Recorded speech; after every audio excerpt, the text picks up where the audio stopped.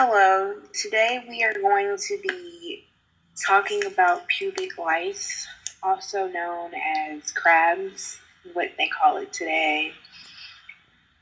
But the scientific term for it is virus pubic, and it basically is sexually transmitted infection.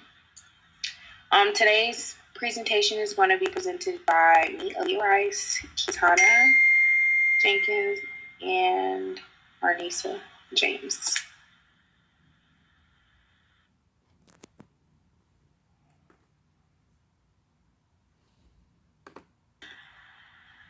Okay, I'm seeing Aaliyah again.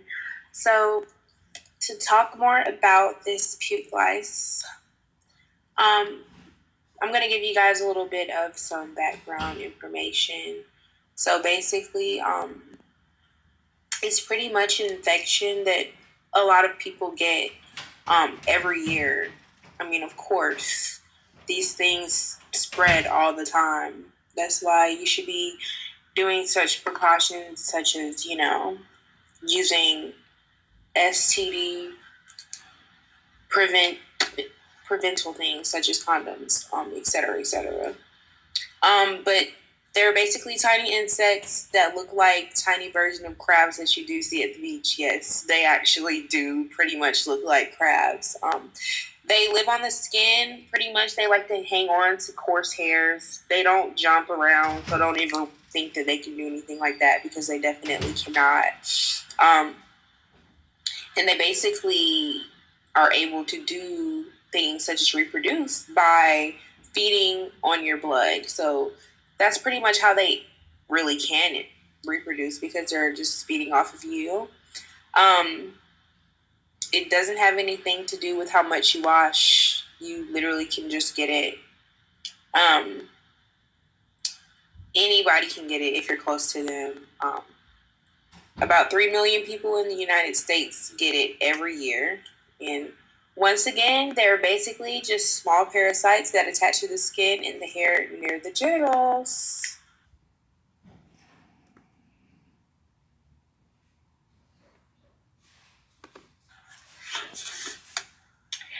All right, so getting down to the nitty and gritty of pubic lice.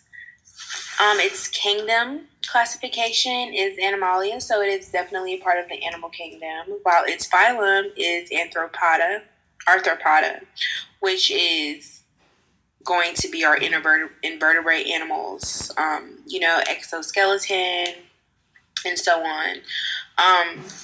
Basically, the reason why I have this picture up here with the gorillas and the humans, as you can see, you're probably going to read through that, but I'm just going to explain it more in detail.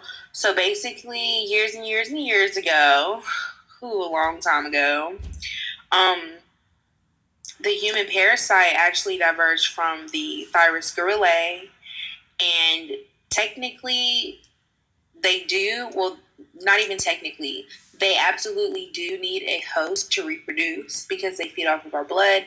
But any other animal that could possibly get pubic lice, the other option would be the gorilla. So as you can see, another comparison of how such alike humans and gorillas are. Now, jumping into the parts of the body that it affects, it really likes hair. So it really cannot be caught by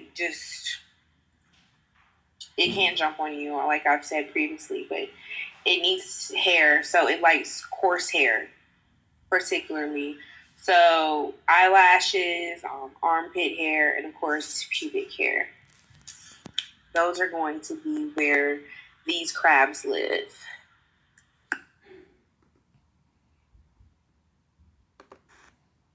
Hello, my name is Katana Meek, and let's jump into the anatomy and life cycle of pubic lice, also known as Pithurus pubis.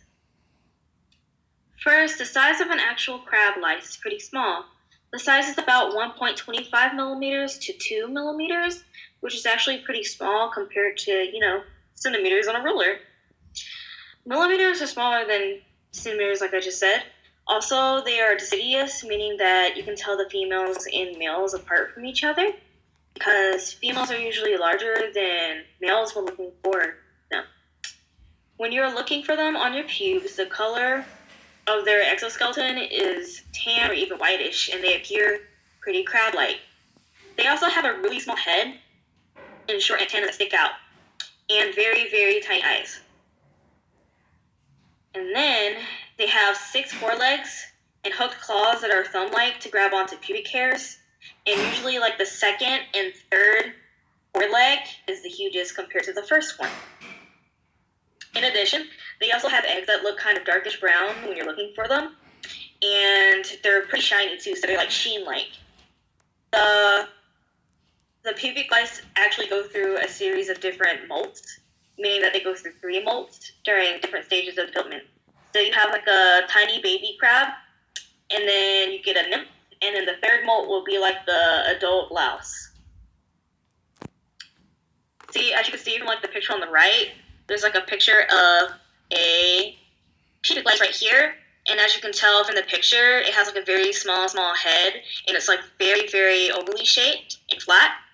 And their second and third arm is pretty big compared to the first one.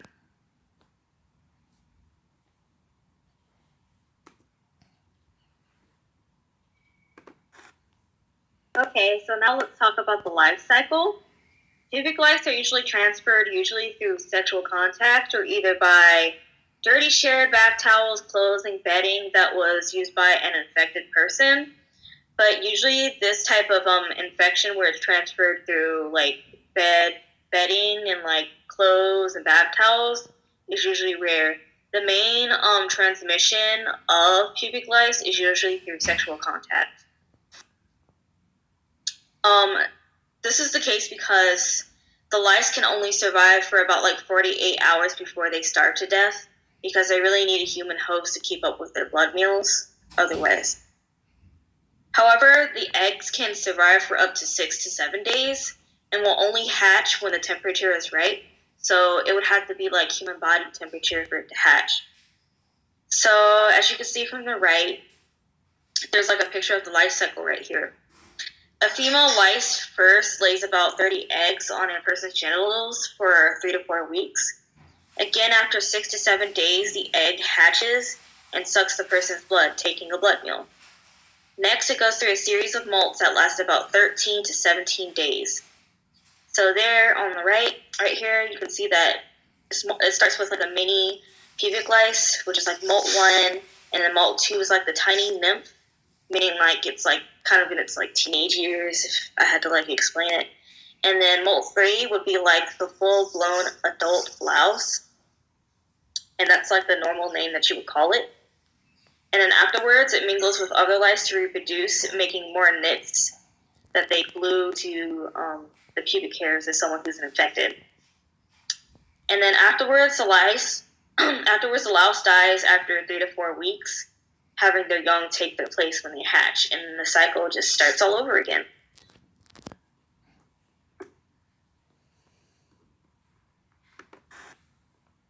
Lastly, let's talk about the aftermath or the symptoms. After being infested with the pubic lice, you start to notice after 5 days some, again, symptoms. You also notice like bite wounds that are either dark or blue when you're looking down. Then next thing you know, you start itching. And those spots, usually you itch because of the saliva that the lice usually secrete when they're taking a blood meal. Reasons why the person like begins to itch and scratch down there. Then this may cause like sensitivity in the groin area after a while, and another secondary infection may occur due to the immune response of the body trying to fight that off. This actually causes swollen lymph glands that are found in your groin. Next, you may feel fever and irritation. And then lastly, this may sound crazy, but according to the CDC, you could get pubic lice in your beard, armpits, mustache and eyelashes on rare occasions, which is, that sounds fun, doesn't it?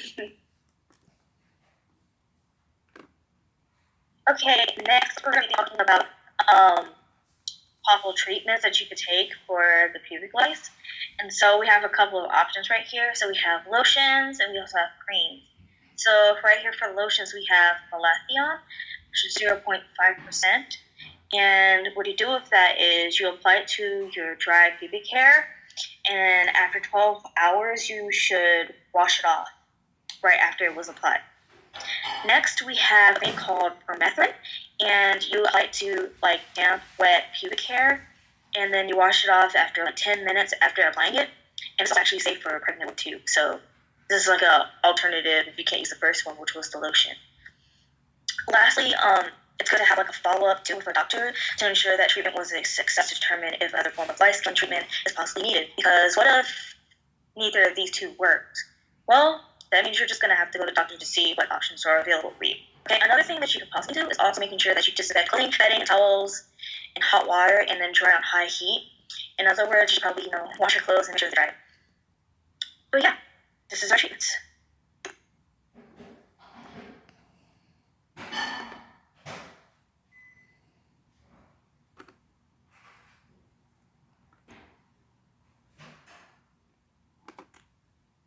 Okay, so now we're going to be looking at future research, and currently there is no information really that's been recently released about pubic lice. It's usually best to stay safe and proactive to avoid this sexual transmitted infection. Just because you do not hear of any current cases, this doesn't necessarily mean that it doesn't exist. So even though there's no future research involved, there could be something out there, regardless of the fact that there's nothing published. So stay safe. All right. And here are the sources right here. Hopefully you enjoyed, and yeah.